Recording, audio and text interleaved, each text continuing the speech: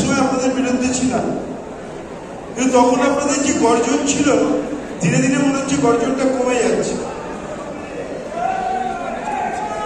দেখি আরেকবার জয় বাংলা।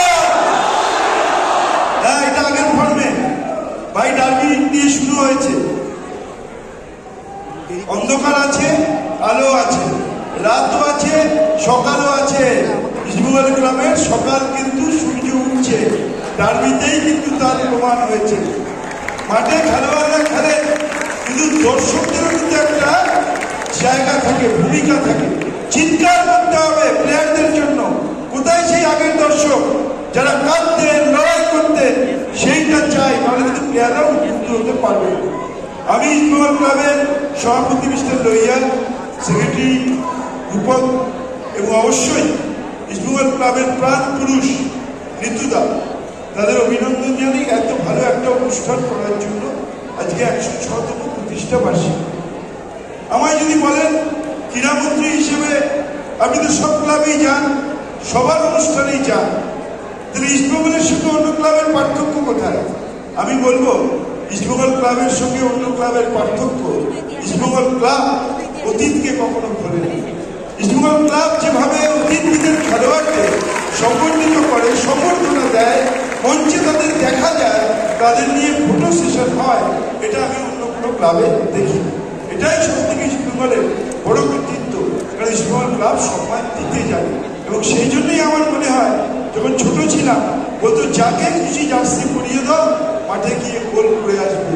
ইস্টবেঙ্গলের জার্সির শক্তি এমন। আর একটা জিনিসের জন্য আমি ইস্টবেঙ্গলকে আন্তরিক অভিনন্দন জানাবো।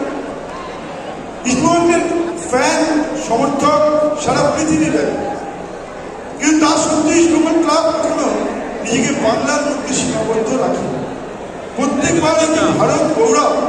আমি একটা দেখছি না, কখনো অলিম্পিয়ার আহমেদ খান, কখনো পদ্মশ্রী বচেন্দ্রী পাল, কখনো পদ্মশ্রী মিলখা সিং, কখনো পদ্মশ্রী ধনরাজ পিল্লাই, কখনো পদ্মভূষণ কপিল দেব, কখনো পদ্মভূষণ রতন টাটা, আর আজকে পদ্মভূষণ PR শ্রীজেশকে তারা সংগঠিত করেছে সারা ভারতবর্ষে দিকপাল খেলোয়াড়।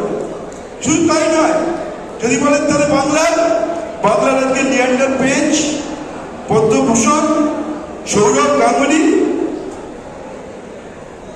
আমাদের ঝুলন গোস্বামী, লেসলি ক্লেডিয়াস, অরুণ ঘোষ, পদ্মশ্রী মোহাম্মদ হাবিব, গুরবৎ সিং, সকলকে সারা ভারতবর্ষের লিজেন্ডারি প্লেয়ারদের যারা সম্মান জানিয়েছেন, তার নাম ইস্টবেঙ্গল ক্লাব।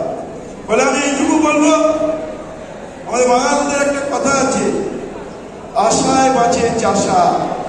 এবার আশা করুন, এবার কিন্তু চিৎকার হবে। কথা আছে না, মর্নিং শোজ দ্য ডে। এবার কিন্তু প্রমাণ হয়েছে ডার্বি থেকে। প্রস্তুত থাকুন, লড়াইয়ের জন্য প্রস্তুত থাকুন। প্লেয়াররা খেলুক মাঠে, দর্শক থাকুক গ্যালারিতে, তাহলে ইস্টবেঙ্গলের জয় হবে। ইস্টবেঙ্গলের সেই অতীত গৌরব আমার মনে হয় দিন এসেছে, আবার সময় ইস্টবেঙ্গলকে আমরা পাবো। সবাই ভালো থাকবেন, সবাই সুস্থ থাকবেন।